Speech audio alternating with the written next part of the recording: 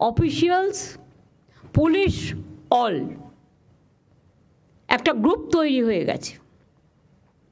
খালি জায়গা দেখলেই লোক বসিয়ে দিচ্ছে।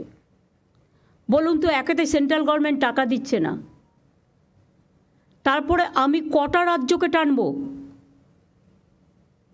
বাংলার আইডেন্টিটি নষ্ট হয়ে যাচ্ছে কেন বুঝতে পারছেন না?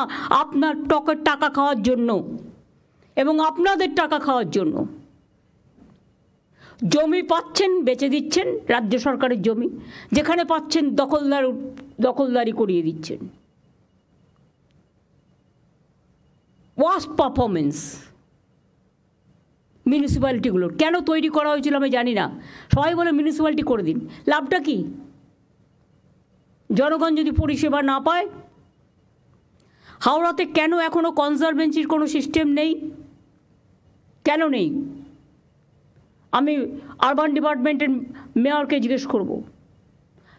আমি উত্তর এখন চাই না, পয়েন্টগুলো নোট করে নিন। জঞ্জালের ভ্যাট নিয়মিত পরিষ্কার হয় না, রাস্তায় ময়লা চলে আসে ভ্যাট থেকে। যিনি দায়িত্বে আছেন তিনি কি করছেন? আমি যদি জাস্ট বলি, বালি মিউনিসিপ্যালিটি, শ্রীমতী অমৃতা রায় বর্মন, এসডিও হাওড়া, তিনি কি করছেন? Why she is not taking care? Solid management system যেটা, এগুলো তো আমাদের আছে। রিসাইক্লিং হয়, ইচ্ছা মতো টেন্ডার করছেন নিজেরা।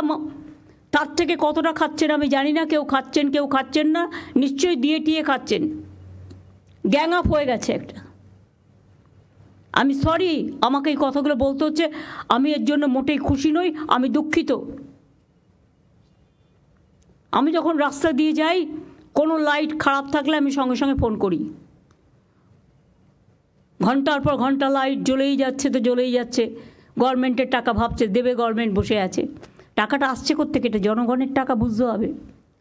কলের জল, পাইপ ওয়াটার, পড়ে যাচ্ছে তো জল পড়েই যাচ্ছে। কিছু লোকের হ্যাবিট আছে, ঢাকনা করলেও ঢাকনাটা খুলেও বিক্রি করে দেয়। তাই যদি হয় তাহলে আমরা মডার্ন সিস্টেমে কেন যাব না? যে যখন আমার বালতি পড়বে বা হাত তুলে আমি জল পাতবো, তখন সেটা চালু হবে, তারপরে সেটা অটোমেটিক্যালি স্টপ হয়ে যাবে।